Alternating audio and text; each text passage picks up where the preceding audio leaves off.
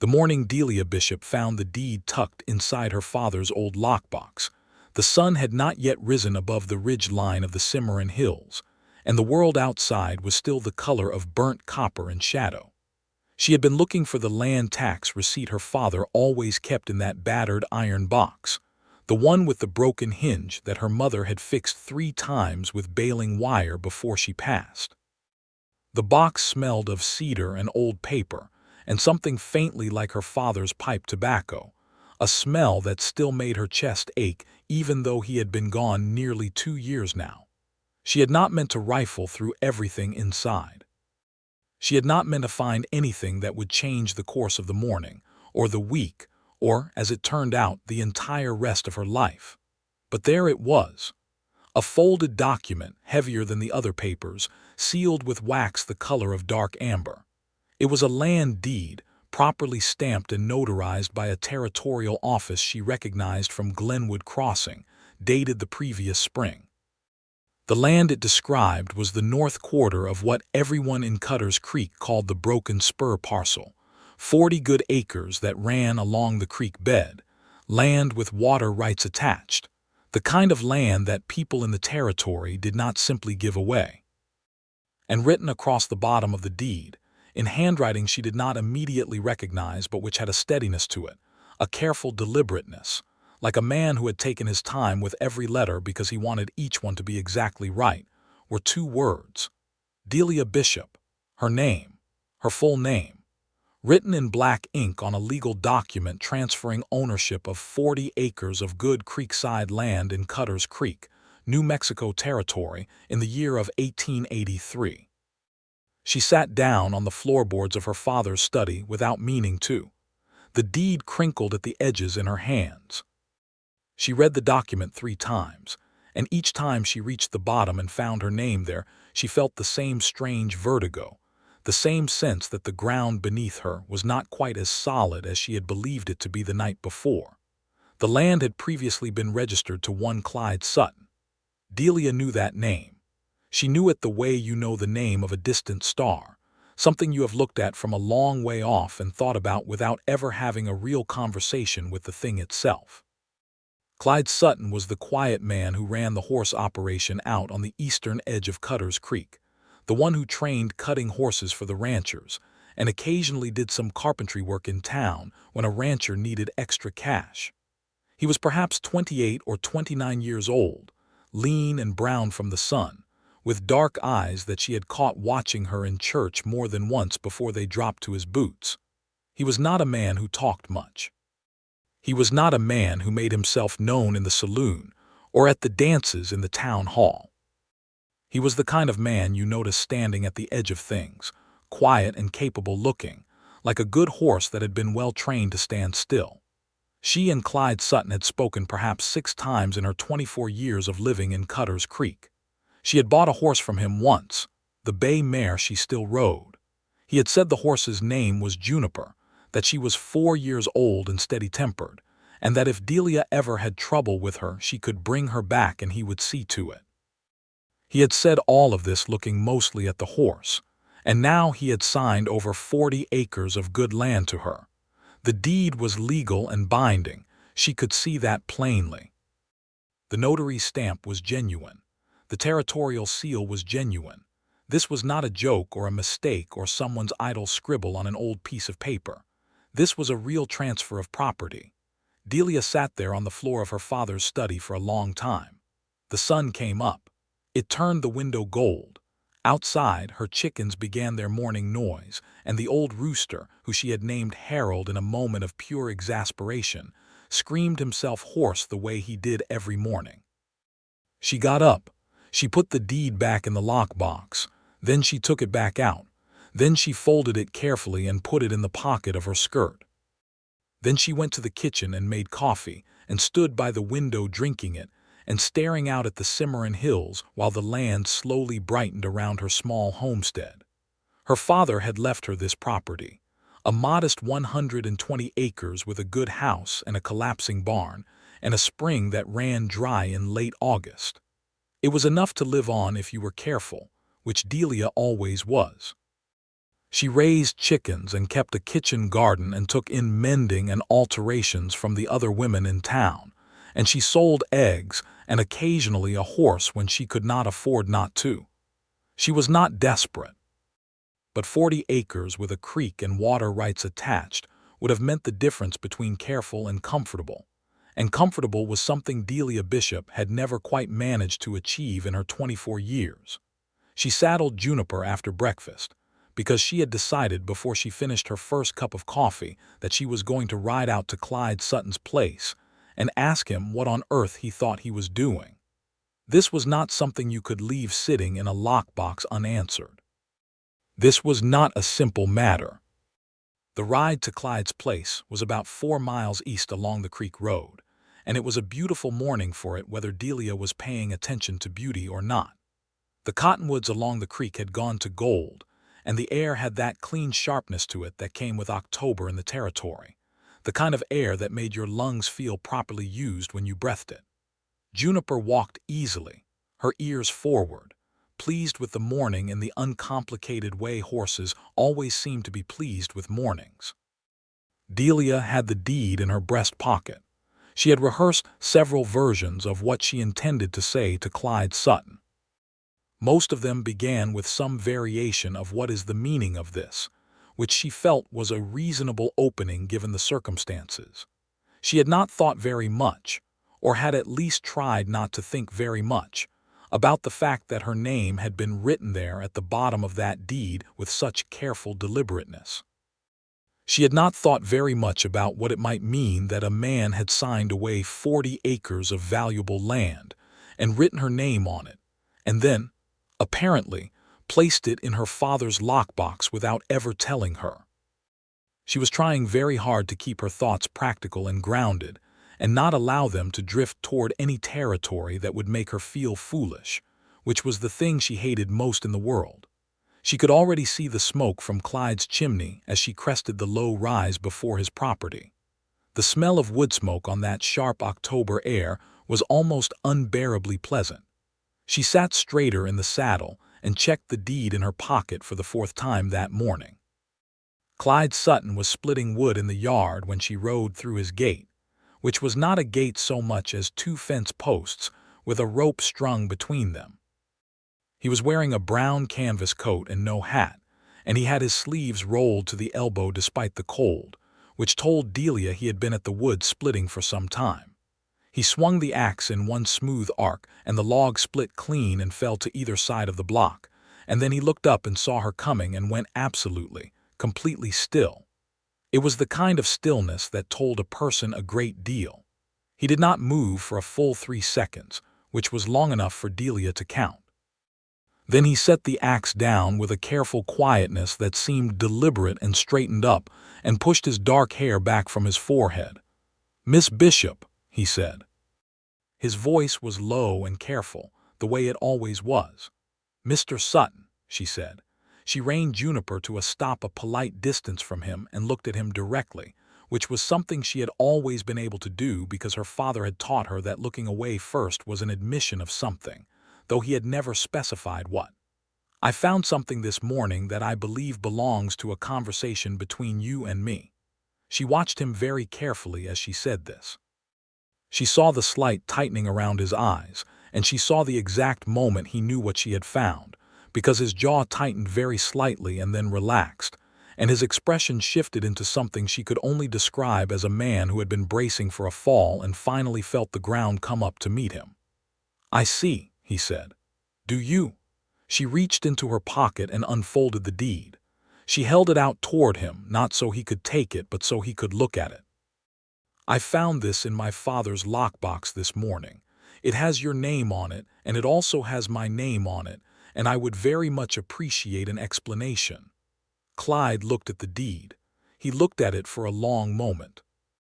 Then he looked up at her, and she found, somewhat disconcertingly, that when Clyde Sutton looked directly at a person instead of at his boots, he had the kind of dark eyes that made you feel like you had been slightly misdirected about where the conversation was going. "Would you like to come inside?" he said. "I could make coffee." Delia folded the deed back up and put it in her pocket. "I would," she said. because standing in a yard having a conversation of this nature seemed less suitable than sitting at a table, and because she was cold and the coffee appealed to her more than she wanted to admit. She tied Juniper to the fence post and followed Clyde Sutton inside his house, which was small and clean and smelled of wood smoke and pine resin, and something like leather oil. There was a table with 2 chairs, a cast iron stove, a shelf of books that surprised her, a braided rug on the floor, and a window that looked out over the creek. It was a house that had been lived in by a person who was particular about things, which was not what most people would have guessed from the outside. He built up the fire in the stove and set a coffee pot on it and stood with his back to her for a moment that stretched out long enough to become a silence, and in that silence Delia looked at the books on the shelf and the braided rug and the creek through the window and waited. "I should have told you myself," Clyde said, without turning around. "I know that. I have known it since the day I filed the papers." "When did you file them?" Delia asked. "Last April." He turned then and leaned against the counter beside the stove and looked at her. "Your father knew. He was the one who suggested putting the deed in his lockbox, because he said you would find it eventually, and that would be less cowardly than me trying to hand it to you directly, which he apparently had a low opinion of my ability to do." Delia stared at him. "My father knew." "Yes. My father, who died 8 months ago, knew that you had signed over 40 acres of creekside land with my name on the deed, and he put it in his lockbox, and he never told me. He said he would let you find it in your own time." Clyde's voice was even, but she could hear the edge of something underneath it, something that cost him to say out loud. "He said it would give you the chance to come ask me about it if you wanted to, and if you never found it or never came, then that was your answer too." The coffee pot began to murmur on the stove. Delia looked at this man, this quiet, careful man with sawdust on his brown canvas coat and dark eyes that were looking at her with the kind of directness that she was only just now realizing she had mistaken, all these years, for indifference. "Why?" she said. It was the most direct question she had, and she had learned from her father that the most direct question was usually the right one. Clyde Sutton was quiet for a moment. Not the quietness of a man who did not have an answer, but the quietness of a man who had spent a long time building an answer carefully and was now deciding whether to say it all at once or break it apart. "Because your spring runs dry in August," he said. "Because you have been working that homestead alone since your mother passed and your brother went to Albuquerque, and alone since your father passed too. Because that creekside land has good water all year, and your cattle have been coming through my fence to reach it every dry season for 3 years, and I have been letting them because I could not think of another reasonable excuse to be useful to you." He paused. The coffee pot rattled. "Because I have been trying to think of a reasonable way to say something to you for longer than I care to admit, and I am better at legal documents than I am at conversation." Delia sat very still in the chair at his table. The fire crackled in the stove. Outside, a crow called twice from the cottonwood trees along the creek. "You signed over 40 acres of land," she said, because she needed to say it out loud again to make it real, because you could not find the words to tell me something. "I told myself it was a practical matter," Clyde said. He almost smiled. It was a small, self-deprecating curve at the corner of his mouth that she had never seen on his face before. "I am better at doing things than saying them." "What is it you wanted to say?" Delia asked. The coffee pot boiled. Clyde took it off the stove and poured 2 cups and set one in front of her and stood across the table from her holding his own cup. He did not sit down. She thought perhaps he could not quite bring himself to sit down, that he needed to be able to stand up if this went wrong. "That I think about you every morning when I get up and every night before I sleep," he said, in the same even tone he had used for all of it, the tone of a man reading carefully from something he had written and memorized.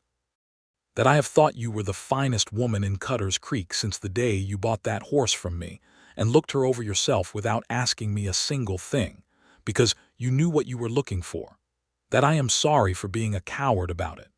That I would like to know if you would be willing to let me say it properly, which is something I should have done a long time ago, and which I intend to do correctly if you will give me the chance." Delia wrapped both hands around her coffee cup. The warmth of it went through her palms and up her arms. Outside, Juniper was patient at the fence post. "You bought me land," she said. "I transferred it to you," he said. "You do not owe me anything for it. That is not what it was." "What was it?" "It was the only thing I could think of to do," he said. "That was big enough to mean what I wanted it to mean." Delia looked at him for a long time.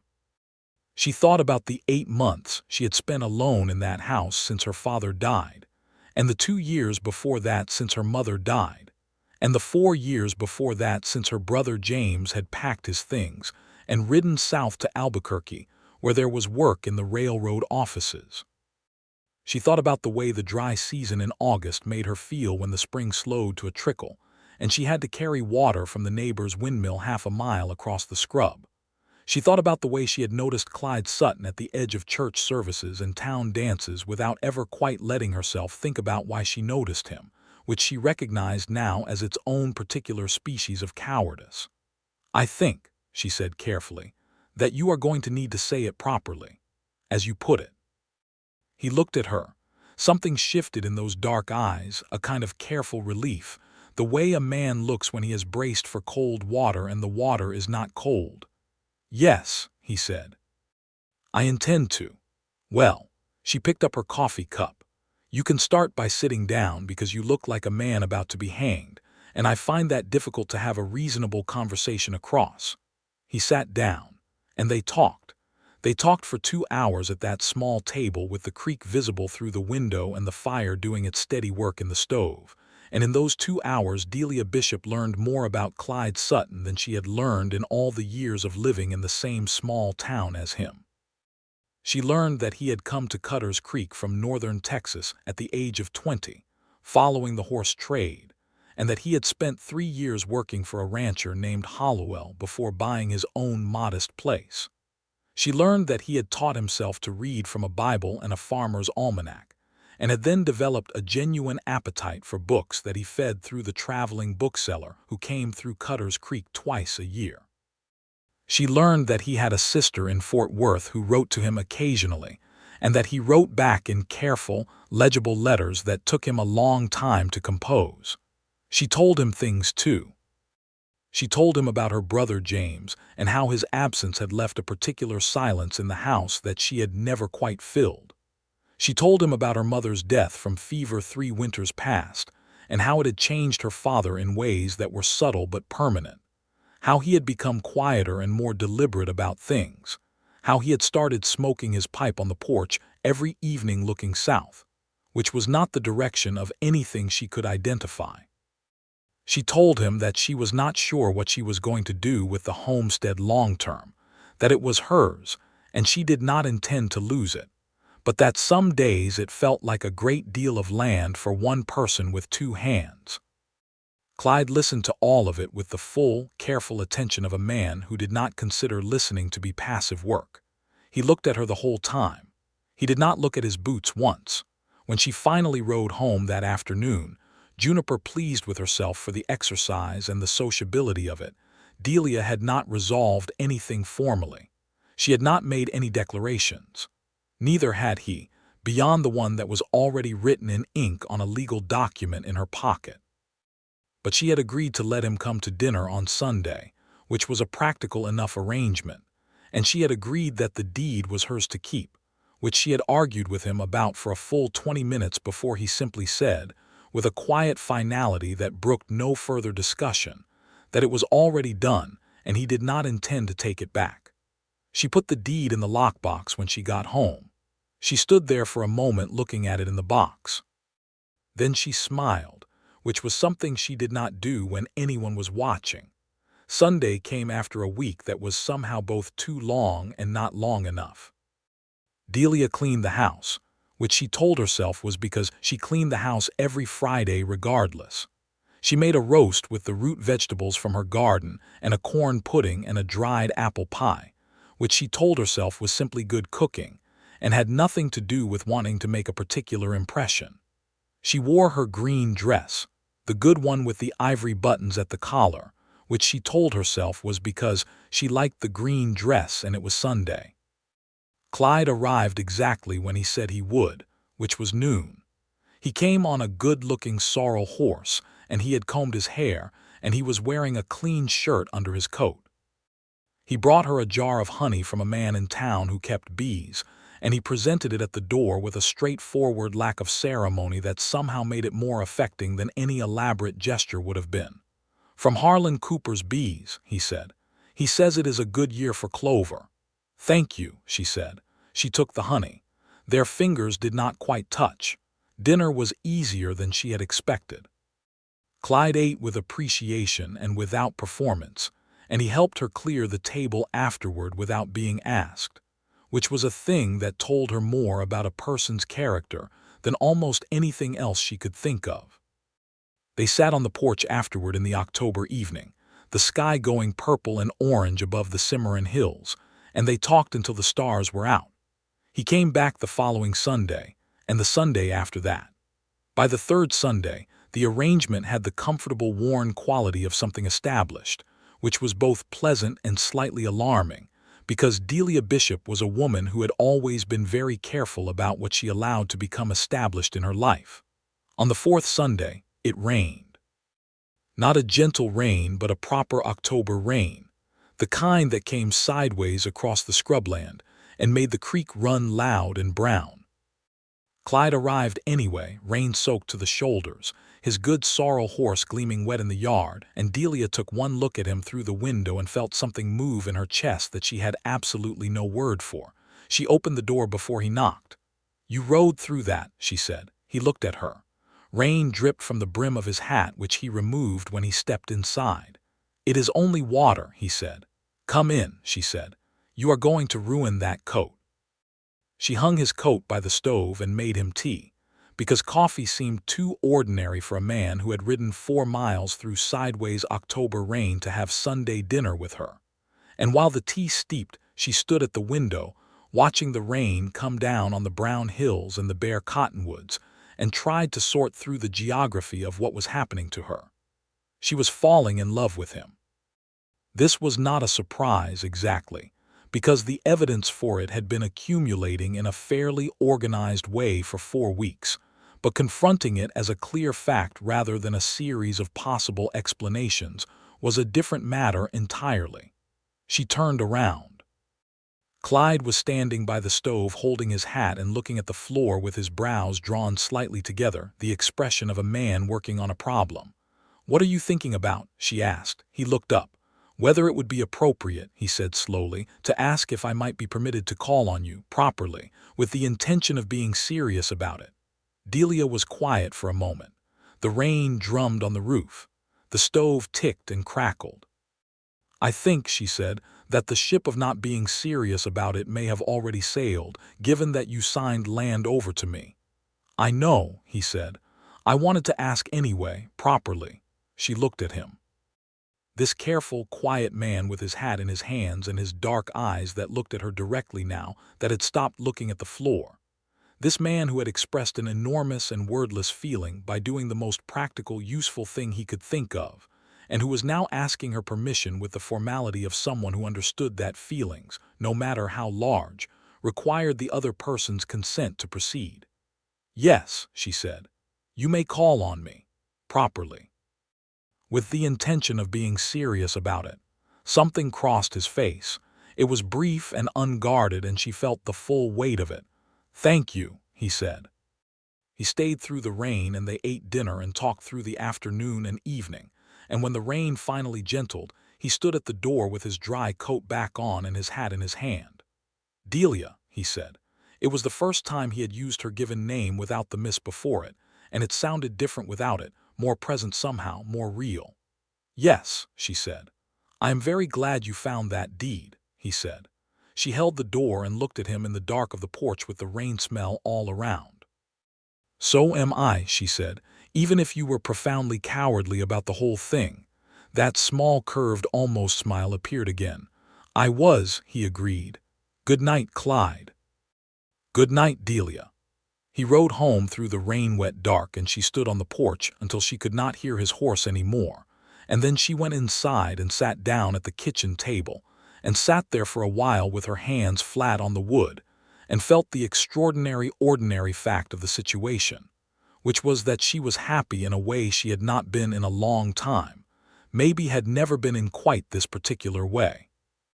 October turned to November, and November in the New Mexico Territory of 1883 was a season that required serious reckoning. The cold came down from the north with intent, and the scrubland went brown and silver, and the creek ran cold and fast along its banks between the cottonwoods that had lost all their gold leaves now. Delia's cattle were thin from the dry summer and needed supplemental feed, which cost money she had calculated to the dollar. She managed it. Clyde came twice a week by then, Sundays and Wednesdays, and on the Wednesdays he would often bring his tools and do some work on her collapsing barn while she worked alongside him, handing him boards and holding things level while he nailed them. They talked while they worked, which was the most natural kind of talking, the kind that did not require you to sit still and be deliberate about it. He told her once, while they were replacing a rotten section of the barn's south wall with new-cut lumber, that he had thought about her from the very first time he saw her, which had been years ago at a church social when she had been arguing with the preacher's wife about whether the Women's Temperance Union had any authority to tell a grown person what they could and could not do on their own property. "You were 17, he said. "I thought, there is a woman who knows her own mind." "And then you said nothing to me for 6 years, Delia said. She handed him a nail. "I said things. I said hello. I said the horse's name is Juniper. Clyde. I was working on it," he said with perfect seriousness, which made her laugh. She had been discovering over these weeks that he had a dry sense of humor that lived entirely in that seriousness, and that it delighted her every time it surfaced. There was a man in Cutter's Creek, named Forrest Aldridge, who had been paying attention to Delia Bishop before Clyde came into the picture with his legal documents and his considered silences. Forrest Aldridge ran the hardware store and was a widower of 42 with 2 grown children, and a loud, expansive manner that he apparently mistook for charm. He had asked Delia to dinner twice, and she had declined both times with the polite firmness she had developed for exactly this purpose, and he had not seemed to fully accept this as a permanent answer. In early November, Forrest Aldridge appeared at Delia's door on a Wednesday afternoon, which happened to be a Wednesday when Clyde was at the barn. Miss Bishop, Forrest said, hat in hand, affable and large on her porch. "I wanted to extend another invitation to supper at the hotel dining room this Saturday. Mr. Aldridge," Delia said, "I appreciate the thought, but I believe I have made my position clear on previous occasions." Now, Forrest said, which was a thing Delia had always found immediately irritating, the now, as if she were a horse that needed gentling. "A woman living alone out here could stand some company. I am a reasonable man, Delia." "I know you are," she said pleasantly. "Which is why I am sure you will understand when I tell you that I am already keeping company with someone, and I am not interested in your invitation."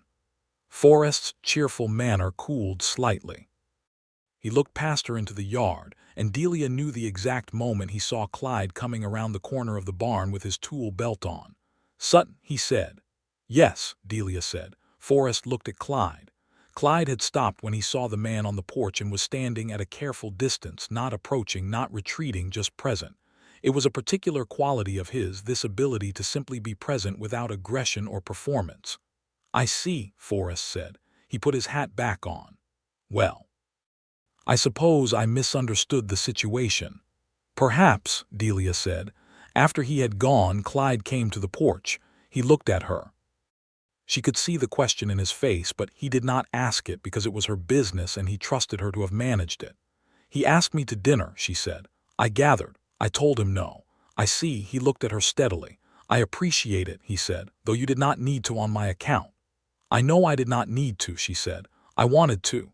Something moved in his eyes. He looked at her like that for a moment, then nodded once, the way a man nods when something settles into place. "All right," he said, and went back to the barn. She stood on the porch watching him go. The afternoon sun was low and cold, and it caught the dust from the barn and turned it golden. She pressed her lips together against the smile. November was nearly over when Clyde said something that changed the shape of things again. They were sitting on her porch in the afternoon cold, both of them in their heavy coats, drinking coffee and watching the last of the light go out of the sky. She had grown comfortable enough with the silence between them to sit inside it without feeling she needed to fill it, which was one of the things she found most restful about being with him. "I want to ask you something," he said. "All right." He turned his coffee cup in his hands. The sky was going deep blue above the hills. "I know it has not been very long," he said, "by most people's measure. But I am not most people's measure, and I do not think you are either." "That is true," she said. "I have been thinking about asking you to marry me," he said directly, in the same even tone he used for everything that cost him something. "I wanted to say that out loud before I asked, because you deserve to know I have been thinking about it seriously, not in haste, not because it is convenient." Delia was quiet. The cold air settled around them. A coyote called from somewhere down by the creek and fell silent again. "Why?" she said. He looked at her. "Because I want to spend my mornings and evenings in the same place you are," he said. "Because you are the most capable and direct and interesting person I have met in my life. Because I believe we understand each other in the particular way that does not require a great deal of explaining. Because I have loved you a good deal longer than it might seem reasonable to admit." He paused. "And because your spring runs dry in August and my creek does not, and I am nothing if not practical." She laughed. She could not help it. It was exactly the right thing to say to her, precisely because it was both honest about the romance and honest about the practicality, without treating one as more important than the other. "Is that an actual proposal?" she said. "It is a preliminary statement of intent," he said. "The proposal itself I will do properly." "Good," she said. "I prefer things done properly." "I know," he said. He almost smiled. He came on Sunday with the question formed properly, which meant he said it plainly and directly and without theater, standing in her kitchen with his hat in his hand and his dark eyes on her face, and asked her if she would marry him. She said yes. She said it without hesitation, which surprised her slightly, because she was a woman who hesitated about most things as a matter of principle. But not this. They were married on the 15th of December, 1883, in the small church in Cutter's Creek on a cold, clear morning when the frost was still on the scrub grass, and the sky was the particular brilliant blue that only came with winter cold. The preacher, a decent man named Reverend Cole, conducted the ceremony with appropriate brevity, and without what Delia thought of as unnecessary sentimentality. There were perhaps 30 people in the church, which was most of Cutter's Creek's regular congregation. Her neighbor, Margaret Holt, who had been kind to her in all the quiet ways that women are kind to each other in hard country, sat in the front row and cried with the cheerful openness of a woman who found weddings to be among the most satisfying things life offered. Clyde stood at the front of the church and watched her walk toward him down the short aisle with an expression on his face that she felt all the way to the back of her throat. It was not a performed expression. It was the expression of a man who had been waiting for something he had not been entirely sure he would be given, looking at the fact of it arriving. She wore her green dress with the ivory buttons. She carried a small bunch of dried lavender that Margaret had kept from her summer garden. When the Reverend asked Clyde if he would take this woman, Clyde said yes with the quiet conviction of a man who had already decided this before the question was asked, which was, Delia reflected, entirely characteristic. Afterward there was a small gathering at Margaret Holt's house, with food brought by various neighbors, and a fiddle player named Augusto, who played well enough that people danced in Margaret's front room despite the cold. Clyde danced with Delia twice, which was 2 times more than she had ever expected to see him dance, and he was not bad at it, which also surprised her, though perhaps it should not have. "Where did you learn to dance?" she said, while they were turning slowly to something Augusto was playing that had a decent waltz rhythm. "My sister," he said. "She insisted. She said a man who cannot dance is only half finished." "I like your sister," Delia said. "She will like you," Clyde said. He looked at her. "I will write to her tomorrow." That night, when the gathering was over and the cold had driven everyone home, and Cutter's Creek was dark and quiet under its winter stars, they rode together to Clyde's house, which was now their house, Delia's things having been moved across in a wagon 2 days before. She had kept her father's homestead in her name, because that land was hers and she had no intention of losing it, and Clyde had not suggested otherwise. Their house. It was a small thing to think, the word hour, but Delia thought it as she came through the door and felt the warmth of the stove that he had banked before they left for the church, and she thought it was one of the more significant small things she had thought in a long time. The winter settled in hard and true around them, and they settled into each other with the same gradual naturalness. Delia found that living with Clyde was not the adjustment she had half expected it to be. He was tidy and self-sufficient, and he did not require constant management, which was her private concern about men in general, developed through observation rather than experience. He woke early and quietly, and had coffee made before she was up on most mornings, which she initially resisted taking for granted, and then accepted as one of the reliable small kindnesses that built a life.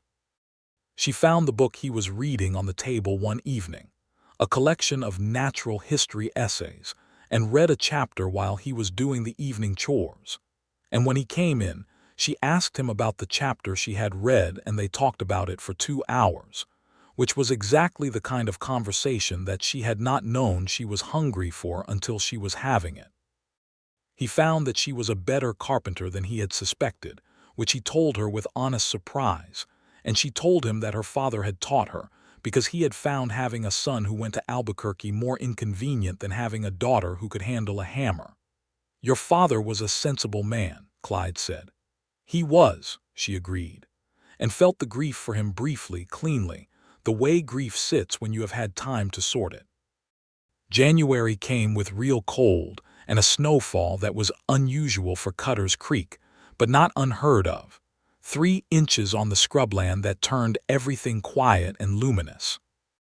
Delia's cattle were on Clyde's land now for the winter, close to the creek, and Clyde's horses were in the shared barn that they had finished repairing before the cold came.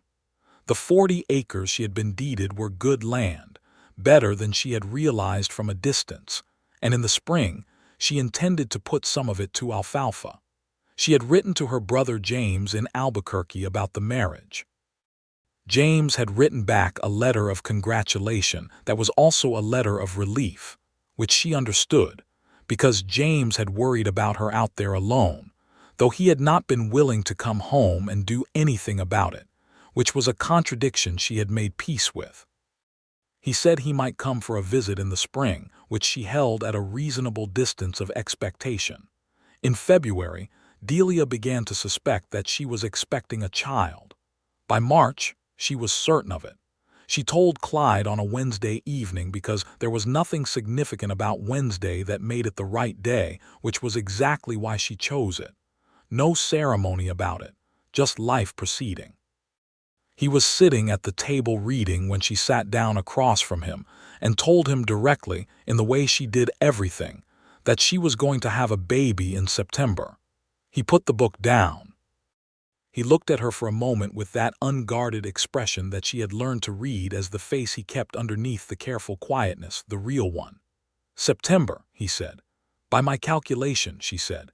He reached across the table and took her hand, which was something he did sometimes, the simple, unhurried gesture of it without preamble. His hand was large and work-roughened and warm. "How are you feeling?" he asked. "Tired in the mornings," she said honestly. "Otherwise well." "Tell me what you need," he said. "Right now I need to not be told to slow down or be careful every 5 minutes," she said, "because I will find that insufferable." "Fair enough," he said. He looked at her. The lamplight was warm between them. "I am very glad," he said, and it was the plain, real simplicity of it that made her eyes sting for a moment, which was not something she allowed very often. "So am I," she said.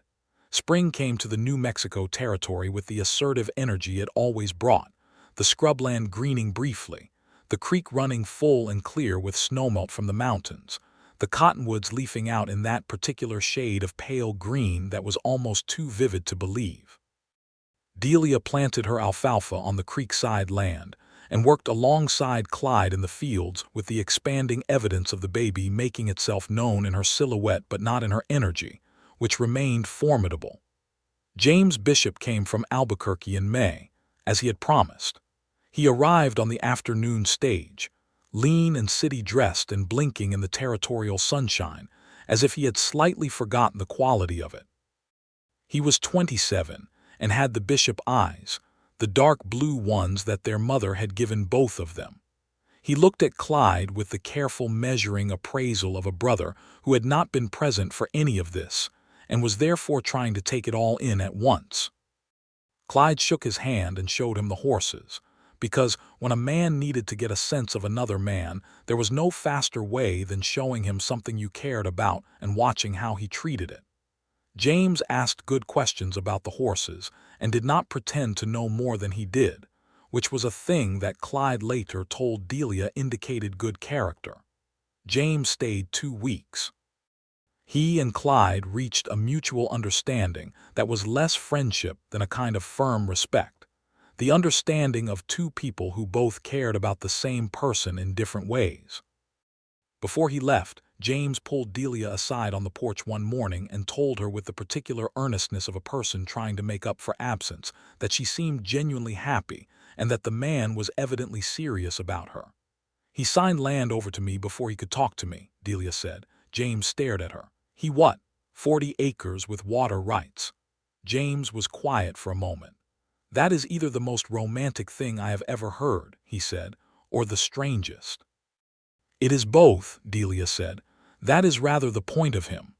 After James went back to Albuquerque, the summer settled into its proper work.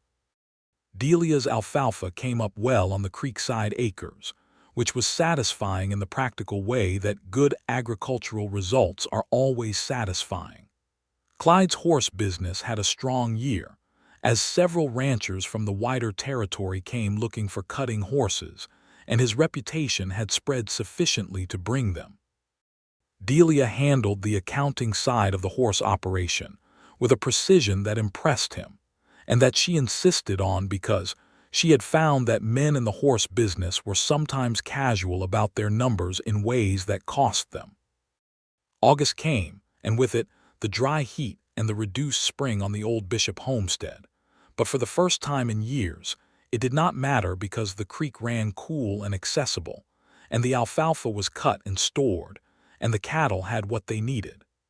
Delia was 7 months along and magnificent in the absolute refusal to slow down, which Clyde had learned not to argue with because her logic was invariably better than his concern. She rode Juniper until she could not ride comfortably, and then she drove the wagon, and when the wagon also became impractical she walked, which she said was good for her, and which she believed without any apparent doubt.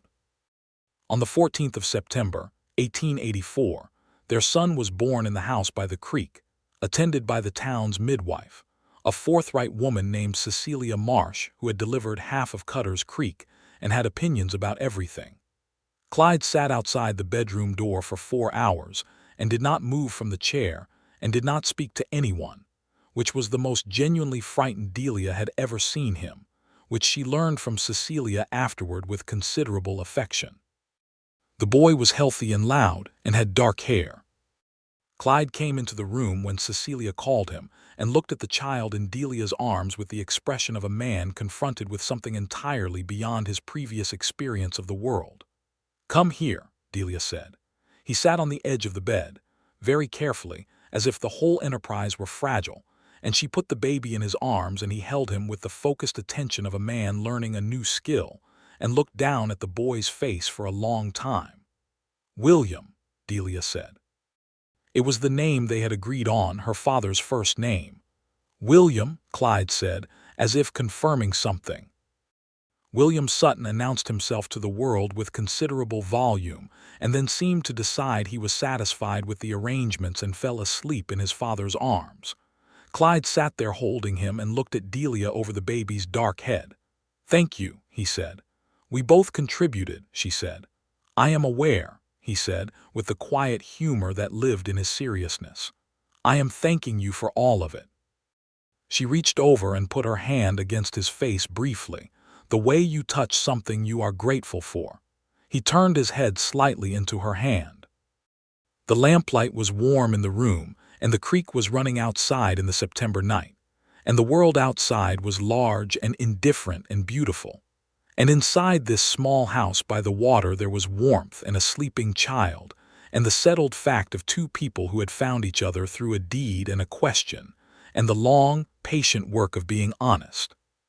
The years that followed built themselves in the way that good years build, not with dramatic architecture, but with the accumulated weight of daily things that matter.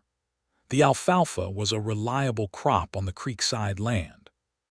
Clyde's horse operation grew enough that he brought on a young hand named Ernesto Torres, a 19-year-old from a family in the area with a genuine talent for horses and a quiet steadiness that Clyde recognized and respected. Delia kept the Bishop homestead leased to a family named Carver who needed the land and paid a fair rent, which gave her an income independent of the horse business, which she considered essential. William grew with the characteristic speed of children in country where there was always something to run toward, and he was a child with his mother's directness and his father's patience, which was a combination that made him genuinely interesting company from the time he could put sentences together. He followed Clyde to the barn with dedicated consistency, and Clyde taught him the horses from the beginning, not as a task, but as a conversation. Clyde's sister, whose name was Ruth, came from Fort Worth in the spring of 1886 to meet the family she had been reading about in careful letters for 3 years. She was 32 and had her brother's dark eyes and a personality that was considerably more expansive than his, which Delia liked immediately. Ruth looked at Clyde and Delia together for about 20 minutes on the first day, and then told Delia privately in the kitchen while they were making supper that she had been worrying about her brother for years because he was the kind of man who could love someone very deeply without being able to say so, and she had been afraid he would simply not say so to anyone for the rest of his life. "He said it," Delia told her. "Eventually. He gave you land first," Ruth said. She had apparently been told this. 40 acres with water rights. Ruth shook her head with the admiring exasperation of a sister who understood her brother exactly. "Of course he did," she said. "He once repaired our neighbor's entire fence because he could not think of a way to tell her that he was sorry her husband had died. He expressed himself through work and property for the whole of his youth." "He has improved," Delia said. "I can see that," Ruth said. She looked at Delia directly. "You are good for him." "He is good for me," Delia said, which was the plain truth of it. Ruth stayed for 3 weeks and went back to Fort Worth with the promise to return, and she did, every year or two, which became one of the reliable patterns of their life that Delia grew to look forward to. In the summer of 1887, there was trouble with water rights that affected several of the small properties along the creek. A land company from Santa Fe had been purchasing acreage in the territory and filing claims that conflicted with established rights, and there were 3 ranchers in the Cutter's Creek area who found their water access suddenly contested. Clyde was not among them because his water rights were long-standing and well-documented, but 2 of his neighbors were, and one of them was an older man named George Patton who had farmed that ground for 15 years and whose family depended on it. Delia went to the territorial land office in Glenwood Crossing herself, because she had a better knowledge of the relevant documents than anyone else in the immediate situation, and because she was, as she pointed out to Clyde when he suggested coming with her, perfectly capable of handling a conversation with a territorial official. She spent 2 days in Glenwood Crossing, staying at the respectable hotel and spending her days in the land office, working through the documents and the established precedents, and the relevant territorial codes with the careful methodical intelligence she applied to everything. She made the case for the established rights of the affected property owners and cited the specific legal provisions that protected them. She was polite and precise and immovable on the key points. The land company's claims on those specific properties were denied. When she came home, George Patton shook her hand with both of his and could not quite speak for a moment, and she told him that the law had simply been applied correctly, which was all that had needed to happen. Clyde said nothing when she came through the door that evening, just looked at her with those dark eyes as she took off her travel coat and told him the outcome. Then he said, "I knew you would manage it." "Of course I managed it," she said, and went to see William, who had been told that his mother was away on important business, and who received her return with the intensity of a 3-year-old who had views on maternal absences. Delia and Clyde both knew, without discussing it in so many words, that the territory was changing around them. The railroad had reached further south and west, bringing more people and more commerce and more complexity to a land that had been simple, if brutal, in its older forms. There were new families coming into the Cutter's Creek area, and the town was growing in ways that were sometimes improvements and sometimes not. The injustices of the territory were not invisible to either of them. The families who had been on that land before the United States government called it a territory, both the long-established Hispanic families and the Puebloan communities to the north, had claims and histories that the legal machinery of the expanding nation did not always honor. Delia had seen enough of the land office workings to understand how rights could be eroded by paperwork, and she had a particular contempt for the mechanisms that allowed it. She said as much to Clyde one evening plainly, because she said most things plainly. "The law is made by people," he said, "and the people making it have not always been interested in fairness." "No," she agreed. "What do you intend to do about it?" he asked, not as a challenge but because he was genuinely asking. "I intend to know the law better than the people who are using it badly," she said, "and use it correctly when I can." "That seems right," he said. It was not a grand resolution and it was not a dramatic manifesto. It was simply two people in a kitchen in 1887 talking about what was reasonable to do with the capability they had. Delia helped several families in the years that followed with documentation and land records, without payment, because she had the knowledge and the time and they did not, and because it was the right thing to do. Their daughter, Clara, was born in April of 1889, with the blossom-heavy energy of that month. She had Delia's dark blue eyes and arrived with an air of complete certainty about herself that Delia recognized as a family trait. William was 4 and received his sister with the magnanimous condescension of a boy who has decided that a baby is acceptable company. Clyde held Clara in the same careful, learning way he had held William, with the focused attention of a man taking something seriously. He looked up at Delia over the baby's head. "She has your eyes," he said. "She has my eyes and your stubbornness," Delia said. "I can already tell." "My stubbornness produced 40 acres with water rights," he pointed out. "And here we all are," she said. "Life ran on, and the running of it was good. The horse operation was established enough by 1890 that Clyde could be selective about which animals he worked with and which ranchers he dealt with, which made the work better and the results better.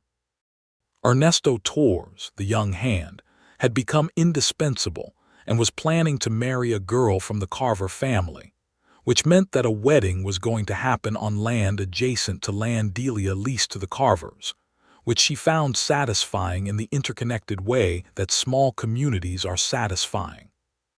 The Bishop homestead remained in Delia's name. The Carver family had been good tenants and the land was well managed, and occasionally she and Clyde would ride over in the evenings and walk the property, which was the land where she had grown up, where her parents had worked and lived and died, and where she had been a young woman alone with the weight of it. It was different now. Not because the land had changed, but because she had, and because she was not alone.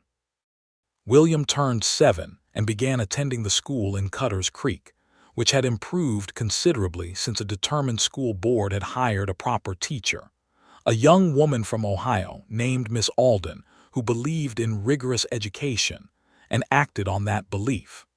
William flourished under this arrangement because he had his mother's appetite for knowing things and his father's ability to concentrate. On a Sunday morning in October of 1890, Delia and Clyde were sitting on their porch with their coffee, which was one of the reliable rituals of their life. The porch in the morning and the coffee, and the creek and the hills in whatever light the season offered. Clara was inside, audibly engaged in some complex game. William was in the barn with a book, which was where he went when he wanted quiet. "I was thinking," Delia said. "I know," Clyde said. He could tell after 7 years when she was working on something. "I was thinking about the deed," she said. He knew what she meant. "I was thinking about how I found it and what I thought when I found it and what it felt like to ride out to your place that morning." "What did it feel like?" he asked. She looked at the creek. The October light was on the water, the same brilliant cold blue as that morning 7 years before. "Like the ground had shifted," she said. Like something I had not quite known was possible had just become possible. He was quiet for a moment. The coffee steam rose between them. "You were also irritated," he said. "Enormously," she agreed. Both things were true. "I spent the whole morning after you left trying to remember exactly what I had said," he said. "I was certain I had said too little or said it badly." "You said enough," she said. She looked at him. "You said everything, actually." He reached over and took her hand, the unhurried gesture she had never once grown tired of in 7 years. His hand was warm and work-roughened, the same as always. "I have been thinking about writing to Ruth," he said. "Asking her to come for Christmas. The children have not seen her since last year." "Yes," Delia said, "let us do that. And I thought in the spring when the ground is ready we might put the south quarter of the creekside land into kitchen garden, a proper one larger than what we have." "I had the same thought," she said. "There is good soil in that quarter." "We think alike," he said. "We do," she said. "It is very convenient." He looked at her. The morning light was full on his face, the lines of 7 years on it, the comfortable familiarity of it, the face she had been looking at across tables and porch rails and firelight for 7 years and which remained, unfailingly, the most interesting face she could think of to look at. "Delia," he said. "Yes. I am still glad you found that deed." She looked at him with the full measure of everything she felt, which was large and various and entirely real. "I know," she said. "So am I." Clara appeared at the door behind them with the imperious urgency of a 1-year-old, who had decided that whatever the adults were doing was less important than her current requirements. And Clyde stood and lifted her up, and she grabbed his face in both small hands with the total confidence of a child who has never once doubted that she will be caught. William came out of the barn with his book and sat on the porch step and read, and the morning went on around all of them, ordinary and good. It was, Delia thought, exactly what she had not quite known how to want until she had it. The creek and the land and the children and this man, who had been unable to say what he felt, and so had written her name on 40 acres of good ground and put it somewhere she could find it. This quiet, serious, deliberate man, who had loved her from the careful distance of his own particular reticence, and who had found, in the end, that the right kind of patience had its own rewards. She had found the deed on an October morning before sunrise with her father's lockbox open on the floor and the chickens beginning their noise outside. She had ridden 4 miles with questions rehearsed, and a heart she was not quite admitting was hopeful. She had walked into a small house by a creek and sat at a table and talked for 2 hours with a man who had given her land because he could not give her words, and somewhere in those 2 hours the words had come too, careful and plain and exactly sufficient. 7 years on, the creekside land had alfalfa and good pasture, and a garden she intended to expand in the spring. Her father's homestead was leased and well tended and still in her name. The barn stood solid and repaired. The horses were fine animals who knew their work. The children were alive and loud and entirely themselves.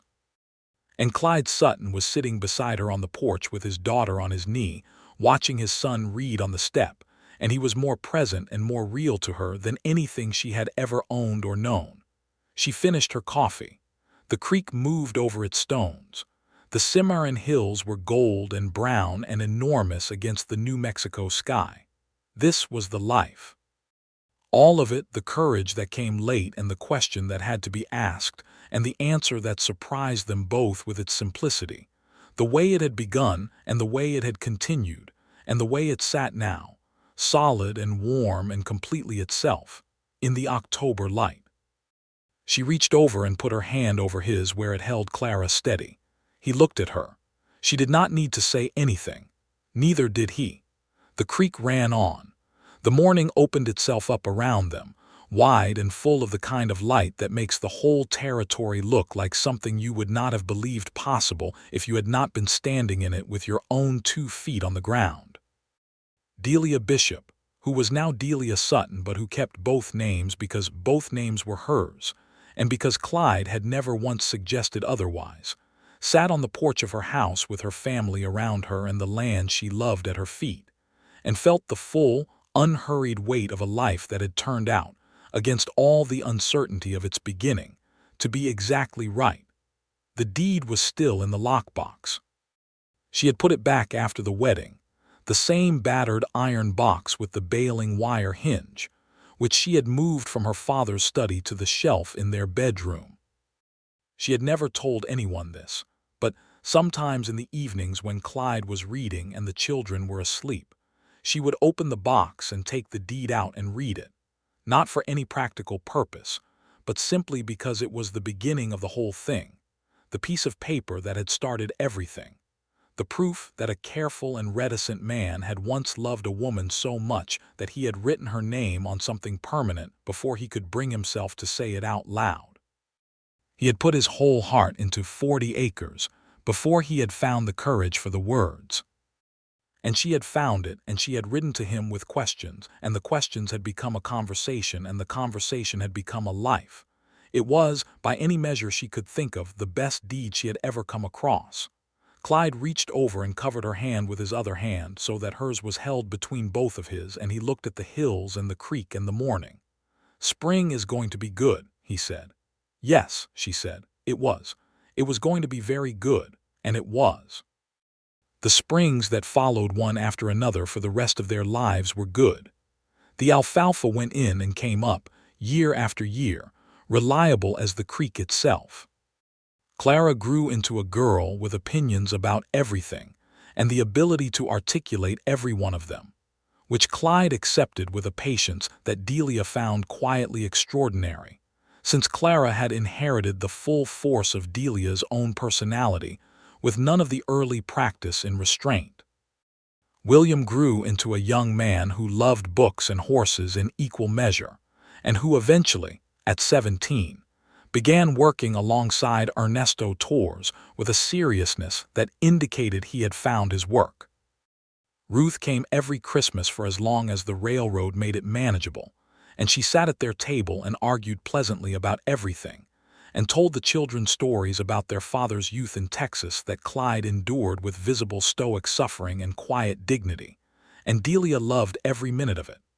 Forrest Aldridge remarried a woman from Las Vegas, New Mexico, and seemed satisfied with the arrangement, which Delia thought was genuinely good and bore him no ill will about. Cecilia Marsh, the midwife who had delivered both of their children, retired in 1892 and moved to Santa Fe to live with her daughter, and Cutter's Creek held a small gathering in her honor at which Delia spoke briefly and said exactly what was true, that Cecilia had been a resource and a comfort to women in this community for decades, and that the town owed her more than could be properly expressed, but that they would try. Ernesto Torres married the Carver girl, whose name was Lucia, and they had 3 children in 4 years and continued to work the horse operation. And by the mid-1890s, the whole enterprise had grown enough that it was a genuine business with genuine accounts, which Delia managed with the same precision she had always brought to numbers. The territory moved toward statehood, which was a long and complicated process that involved various political negotiations that Delia followed with attention and opinions. She knew that statehood would bring changes to the land and property frameworks that had shaped life here, and she intended to know exactly what those changes meant for every document she held. The Bishop homestead continued as leased land through the Carver family, and when old Carver passed in 1895, Lucia and Ernesto took over the lease, which meant that the land her parents had worked was now in the hands of people she trusted and loved, which was as good a resolution as she could have hoped for. In the summer of 1896, William, who was 12 and had his father's quiet deliberateness and his mother's directness, asked Clyde to teach him to break a horse from the beginning, the whole process, not just the grooming and the work with the already trained animals. Clyde took the request seriously, as he took everything William said seriously, and spent a month teaching his son with the patient thoroughness he brought to any skill worth learning. Delia watched from the fence rail one afternoon, her chin on her folded arms, watching her husband and her son move around a young gray horse in the round pen with the ease of people who understood each other and understood the animal, and felt the deep satisfaction of things being well. Clara, who was 7, came and stood beside her and also looked at the round pen. "I want to learn that too," Clara said. "Of course you do," Delia said. "Tell your father." "He will say I should wait until I am older." "He might," Delia said. "Tell him anyway." Clara went to the fence and told Clyde, with the complete directness of someone who has never seen hesitance modeled as a virtue, that she wanted to learn to break horses too. Clyde looked at her for a moment. Then he nodded and said that she could start next week. Delia turned away from the fence so they would not see her smile. She walked back to the house in the afternoon light, the light that lay gold and long across the alfalfa fields and the creekside land and the good New Mexico ground that had her name on it, had always had her name on it really, had just needed the paper to catch up with the fact. The house was warm when she came inside. There was bread rising on the counter and coffee on the stove from the morning, gone strong by now. She put the kettle on instead and stood at the window looking out at the creek. Her father had put that deed in his lockbox. He had known, in the way that fathers sometimes know things, that she would find it eventually, and that finding it would make her do the thing she might not otherwise have had the nerve to do, which was ride out to a man's house and ask him a direct question. Her father had known her very well. He had also apparently known Clyde well enough to understand that the land was the most honest thing the man could produce, more honest in its way than any speech. She thought about her father sitting on the porch looking south in the evenings after her mother died. She had never identified what he was looking at. She thought now that perhaps he was simply looking, in the way you look at the open country when you are thinking about the people you have loved and lost, when you want the wideness of the land to hold it all, because the inside of a house is sometimes not big enough. She had been very lucky, she thought. Not in the easy way, not in the way that required no work, but in the real way, the way that required the right things to happen at the right moments, the lockbox and the morning and the 4-mile ride, and the 2 hours at a table by a creek. She had been lucky in finding a man who loved her with the full seriousness of someone who knew what love was worth, and was not willing to treat it carelessly, even if he had been too careful about saying it. She had been lucky in her children and her land and her neighbors and her work. She had been lucky in the kind of life that felt, from the inside, like something you had built with your own hands, which was the best kind of luck. The kettle began to sing. She made her tea. She sat at the table where she had sat with Clyde on that rainy Sunday years ago, the same table, the same chairs, the same window with the same creek outside it, though the creek was lower now in the late summer, running in its summer voice rather than its spring one. Through the window she could see the round pen, and the gray horse moving in it, and Clyde's easy, confident presence at the fence, and William doing something careful and patient with the rope, and Clara sitting on the top rail watching everything with the intensity of a hawk. This was the life that had come from a piece of paper in a lockbox.